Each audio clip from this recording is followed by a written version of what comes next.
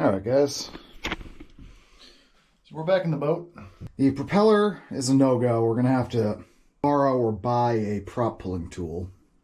Alright, so two things I want to check out right now are I want to look at the stuffing box back there, and I want to look at the coupling between the transmission and the drive shaft. Because I know I can get the prop shaft out with the prop still on, but I just want to see how everything's joined up. Alright, so the coupling between the shaft and the engine is just bolts that come through from the aft and bolt onto the flange forward. There's a stuffing box. We have like a flexible hose coupling here. Shaft lock goes right through there. It's like a carriage bolt. Why is there a carriage bolt there? So I can only assume. So there's like a bolt right there. And there's seizing wire here between these two. So I think they were using this carriage bolt and then this thing as improvised set screws to set the shaft in. I think if I just undo all this crap, I should be able to pull the shaft right out. I may not even have to remove the stuffing box. It can come later. That one's off. Yeah, that's definitely being used as a set screw.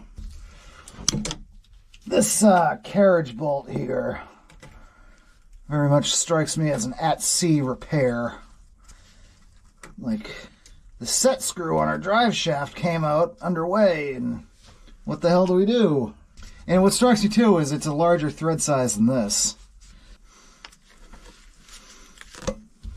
Oh, okay. Cool, that was easier than I anticipated. Okay, cool. Here, look at this thing. Giant stainless carriage bolt. What is that doing there? I don't know if it's going to work, but I took those set screws out. Maybe we can just pull the whole shaft and prop assembly off. I don't know.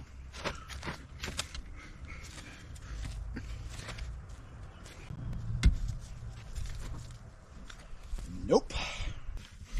All right, can you hear me? Yeah, I was just setting the wrench on the bolt. All right, you want to hold that fast, would you? Ready?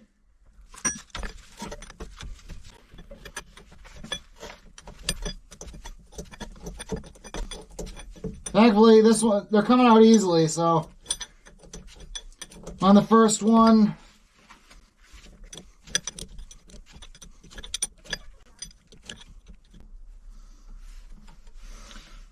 All right, one down, like 5 more to go.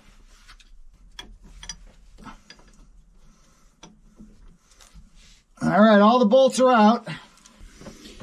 Can you just try to give that shaft a good stout pull for me? Oh, okay. Okay, hold on.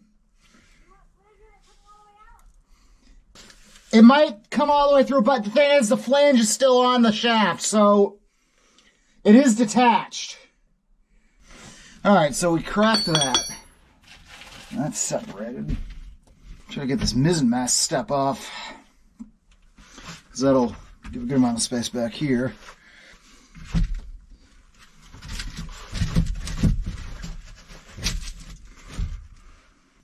Actually, I think I'm going to cut these exhaust hoses.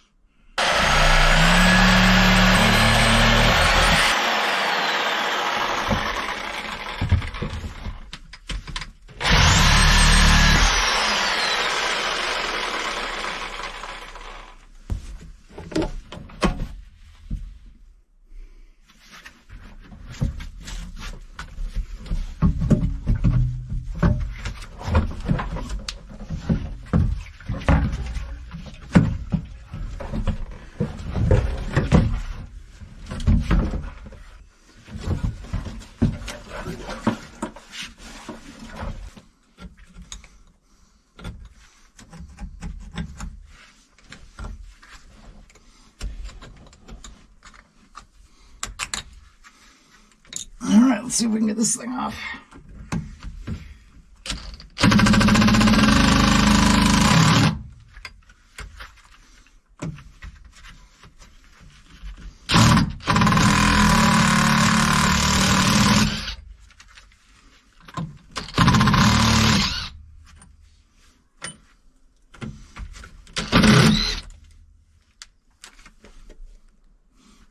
that impact rated screwdriver tips would withstand impact. That's the second time I've blown out a bit trying to get a bronze screw out.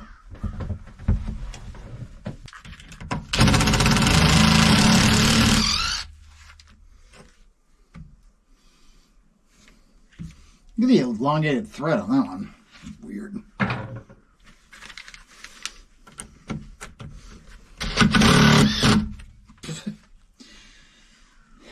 Man. Second one blown out exactly the same way. I've broken 2 impact driver bits. And, well, that is in the area. So, as much as I want to keep working on the boat, I'm going to call it a day. Hello, guys. It's Sunday, the 21st of April. So I just kind of wanted to go over some potential plans for things. Here's where the rudder will be living until the boat shed's built, and I can build like a little bench for it down here somewhere. The rudder is in pretty good condition.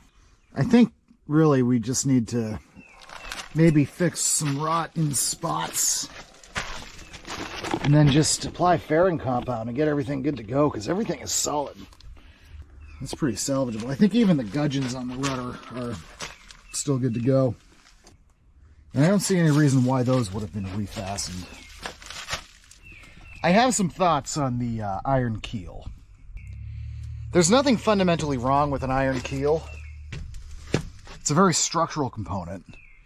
The only thing is that it's a magnet for galvanic corrosion on the hull. So if you have an iron keel that's in any way exposed or unisolated to the seawater, you're going to get galvanic issues. So if, like on this boat, you've got galvanized steel fasteners, and in any way they get exposed to salt water, you get that galvanic action, and you get what we have. A lot of people would say just pull the keel and recast it in lead, which, I mean, while technically doable, I don't have enough lead to do that, and I will have to scrounge lead to do that. Meanwhile, I have a perfectly good iron keel, so I might as well use it. So my plans for this thing are to cut the keel bolts off up top, drive them through, and then we'll drop the keel. Then I'll rent like an industrial sandblaster, and we'll blast all of this scale and crap off of it. Then get some fairing compound, thicken epoxy. We'll fair the whole thing out with that, seal it up, cover up any gouges or anything, give it a full sand, and then we're going to put fiberglass over it. And then with the holes for the keel bolts, we're going to ream those holes out so there's no more rust left inside of them. Coat everything with epoxy, and then jam and ream them out to the outside diameter of a PVC pipe that has an inside diameter of either 3/4 or 1 inch, whatever the keel bolt diameter is. And we'll seat that down inside of the keel so we can isolate. I'm going to put bronze bolts through that because I don't like the idea of crevice corrosion occurring on stainless bolts. I don't want galvanized bolts, especially with the Chinesium steel that we have now. I'm good on that. So I want silicon bronze bolts. But the only way to do that with an iron keel is to completely isolate that iron keel. And so if we sleeve those holes inside of there and then actually have a shoulder of iron that's coated in epoxy and fiberglass underneath for the washer and the nut to bear up against, I think we're doing pretty good. So then we'll do that, and we'll put several layers of fiberglass on the outside of that keel piece. So we can encapsulate and isolate that so that we don't get any more galvanic action as a result of that keel being in the water. And then once that's done, we can pull all the old stainless and ferrous fasteners out of the hull. And as we're reframing her, putting in our new stem and stern timbers, we'll refasten the planks with copper nails and rovers. Refasten everything with silicone bronze bolts. And just get this boat back to a more proper state. A state that will allow her to last another 100 years. Because this boat was built in '62 at the very, very, very tail end of the era that they were commercially building wooden boats. This was at a commercial boatyard built for a customer. Past like the early to mid '60s, this was not a very lucrative commercial endeavor, especially since fiberglass had started to come onto the scene. Even the guy who built this, Allan Vaitses, he literally wrote the book on covering your wooden boat in fiberglass, which thankfully for old Maverick here, nobody ever read, because that causes a whole host of other problems. So he built this old girl in '62, and I think, if I had to guess, this was probably, if not his last wooden boat that he ever built, one of the last. And probably one of the last wooden boats commercially built at the Mattapoisett shipyards ever. She's a piece of history, and she's definitely worth preserving. But we got a lot of work to do. So another thing that I want to mention is that we have all the iron rotted planks. We have the butt joints. And so we're going to be eliminating all these butt joints that are all over the hull, getting rid of all the rotten wood on either side, scarfing and epoxying in new plank pieces. And for that we'll be using pitch pine. There are numerous around here. And they're all dying off from a beetle infestation, so there's a lot of... There's that one right there is totally dead, and that's a good sized one, so there's a lot of good plank and stock in that. Got one in the backyard here. Got these pieces. For the screws where there's iron issues, I saw in Wooden Boat Magazine a method of, you make a jig to cut like an oval out of the plank around where that dead fastener is, and then you pre-make a bunch of little biscuits that go in there, and you just epoxy them in, clamp them in, then you have fresh wood right where that is, and then you can run through with a drill bit, put your copper nail and rove on there. I don't know how much of the keel that I have to redo. It's like, there's some checking in here, but we have a little bit of iron issues right where it meets the keel in a lot of places. But even like right here, it looks bad, but it's not too bad, really. I think once we drop the keel, we can just cut out all of that iron rotted crap from the keel timber, and then just scarf in a new piece. Like, I'm talking like an inch wide piece of oak right there. It's just kind of like a shoe for that keel, and then we'll bed that up against the top of the ballast keel. Anyway, let's go up top sides and see what we're working with. All right, so we have a wide blade screwdriver here.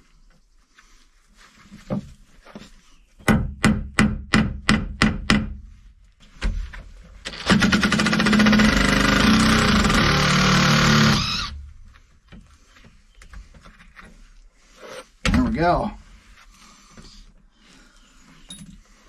Yeah, so this thing was the fattest, widest driver bit that I had in my set of gunsmithing screwdrivers. By no means impact rated, by no means impact rated, but they're stout.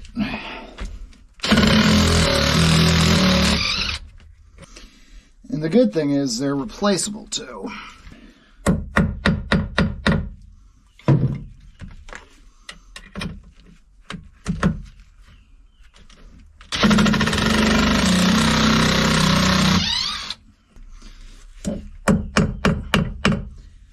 And while replaceable, they have to be ordered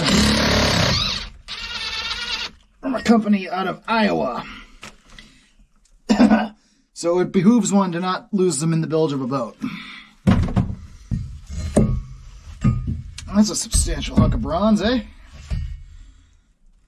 That's a beast. I'd like to get this hunk of wood off. That's not even like a head. I don't know. I kind of think if we just put a pry bar underneath here and just Knock it up. We might just be able to pull this piece off. Let's give it a try. We had fasteners that had heads on them, but the keyword there is had.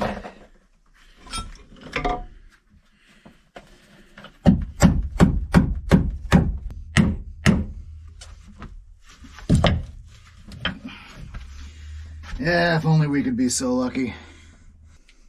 I really don't want to have to cut this piece out, because this is still a very solid hunk of wood. I'm thinking the best way to do this is cut up underneath here into the bolts and just separate them like that. However, this was the last of my crapo Chinesium metal cutting blades. So I went down to the local Ace Hardware, picked up a 3-pack of these Diablo ones. These are made in Switzerland and have carbide teeth. So I think I'm going to have much better luck with these than with the Chinesium ones. What sucks is that I paid right around $55 for these at the hardware store. On Amazon, they were $32. So I went and ordered another 3 off Amazon. That's highway robbery, but you know what? Price you pay for convenience, right? Home Depot is like 45 minutes away, so it is what it is. All right, let me get set up here, and we'll try to undercut from the fronts and back of this piece, and yeah, take it from there.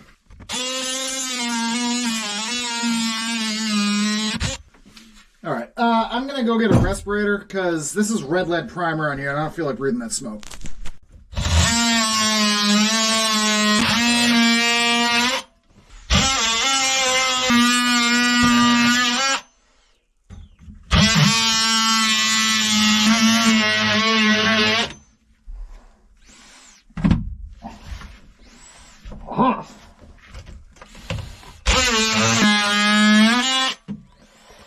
We're getting there. 3 out of 4 down.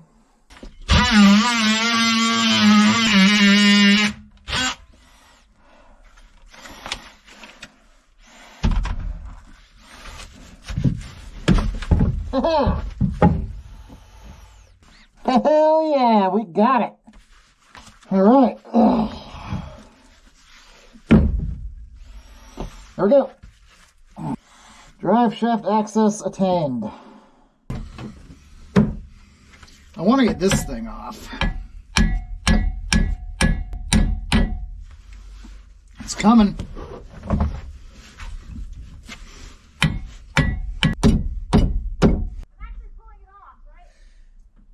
No, you're pulling it, and I'm letting you know where to stop because I'm trying to hammer off an iron flange that's on the back of it so you can pull it through. Okay.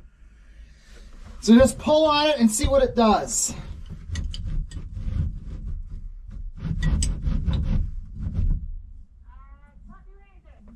All right, so pull on it and hold it while I'm doing what I'm doing here.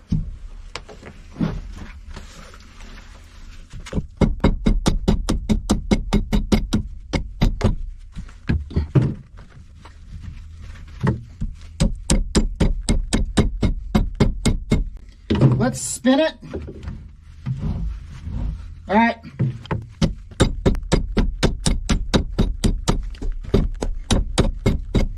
Spin it again, about a quarter turn.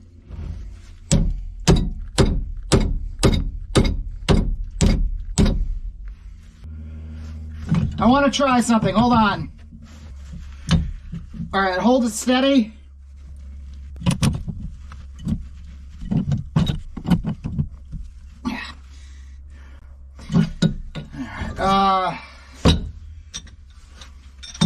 Try something else.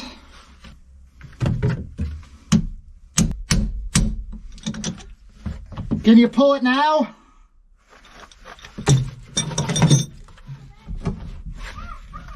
All right, hold on to it.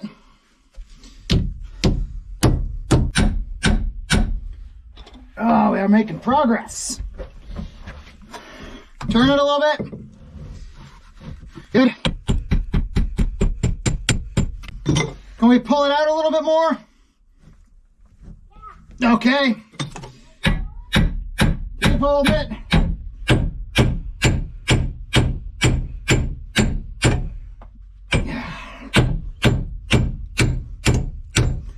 Let's spin it. Good.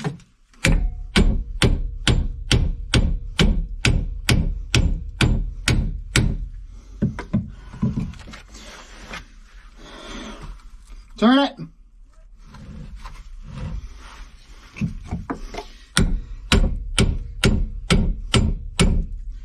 Can we pull on it a little bit?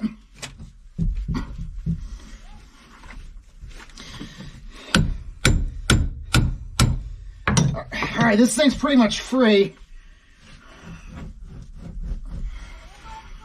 Yeah, wiggle it and pull. All right, stop there and hold it, please.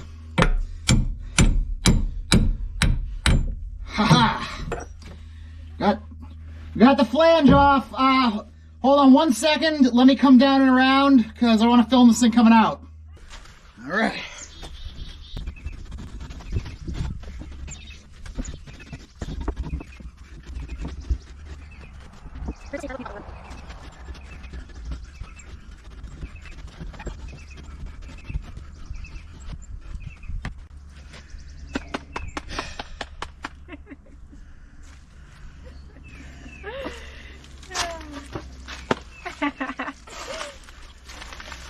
Hell yeah. All right. There's our drive shaft with prop out. This is a Cutlass bearing. All right. It's done. Let's go back in the boat and get that stuffing box off. And then we can try to get this thing off. This is bronze fastened with iron. Because, you know, why not put dissimilar metals in contact underwater? Nothing bad can come of that, right? All right, let's try to get this thing off. Steel bolts in bronze. See how this goes. I'm just gonna try to cut the bolts off. All right, you can see the outline of that hex head. It's flush with that, so we're gonna have to come in from behind. All right, do that one.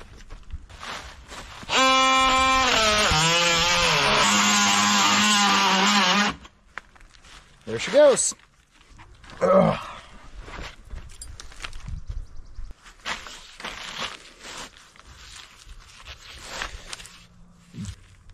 Ooh, look. Sea life. But I think that's usable. Nice.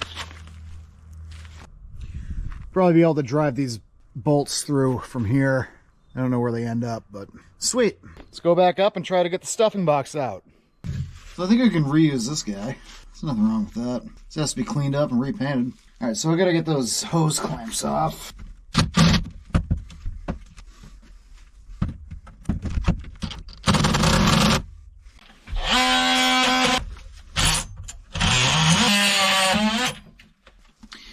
When in doubt, cut it out. There's our stuffing box. You can see the packing inside of there. Now, I don't know why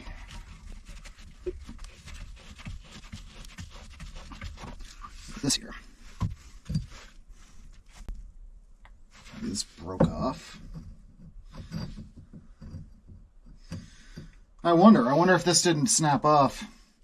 Seems pretty rough there.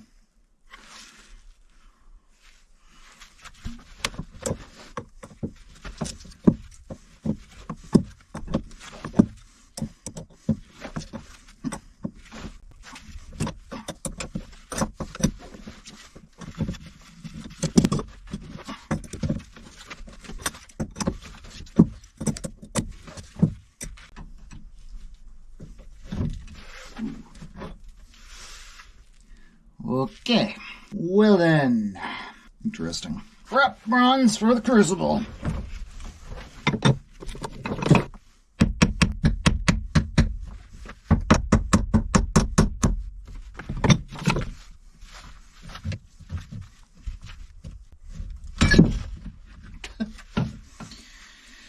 All right.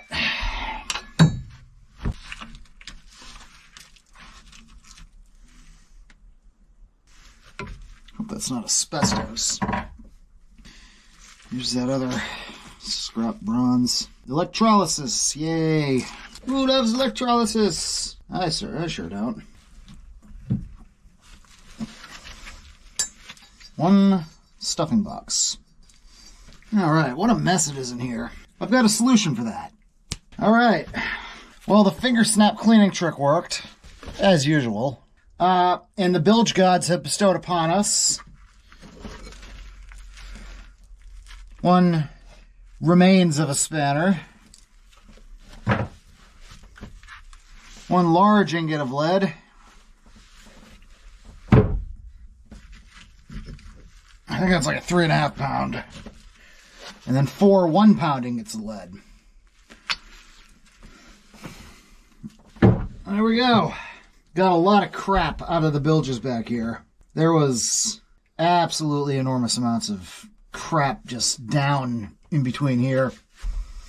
This is why people pitch the bilge, and I'm thinking I might just do that once it comes time.